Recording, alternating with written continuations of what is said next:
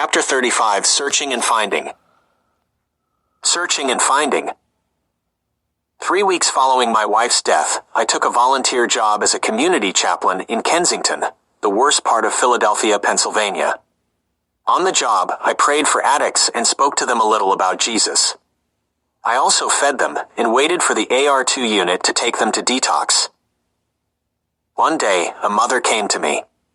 She had traveled from Pittsburgh, which is about 4.5 hours from Philadelphia, and she carried with her a photograph of her son who was missing. He was around 19 or perhaps 20 years old, and she said that he'd been missing for a month and had last been seen in the Kensington area. I told her that I would help and go out looking for him after work, which I did. A couple of nights previously, a body had been found outside a nearby pharmacy parking lot, cut into pieces. The night before that, a woman had been strangled to death in the same area. I was keen to finding the missing man before anything bad happened to him, so feeling like a detective, I searched for him during my lunch breaks too. I asked known addicts and dealers if they'd seen him. None had.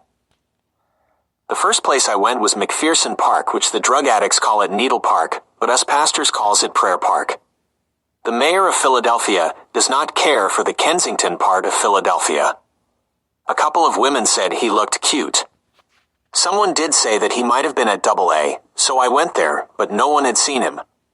I spoke to poor souls with the needle in the vein, and others who said they'd tie him up if they found him, and then let me know.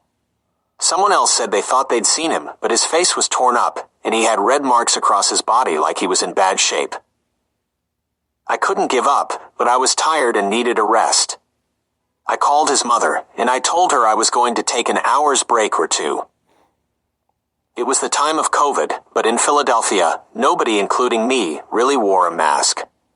So as I went home and was about to open the door, I saw a guy walking in front of my house.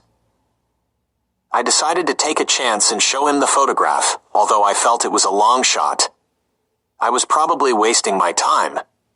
But the guy also looked busted up with marks on his arms, so I thought he might be an addict and just might have seen our missing man. So I said, "Hey buddy, have you seen this guy?" He said, "That's me." So I called his mother, and she was so happy, she fell into tears. If I only knew the Lord was going to bring him in front of my house, I would not have walked for about 3 or 4 hours looking for him. But the Lord has his ways that are far beyond our understanding. After this event, I caught COVID and was sick for 10 days, getting a fever of 104 to 105 the first day, but it was Rothet. After my recovery, I went looking for another missing person this time, hitting the streets at 5 a.m., interviewing many addicts but couldn't find the missing man.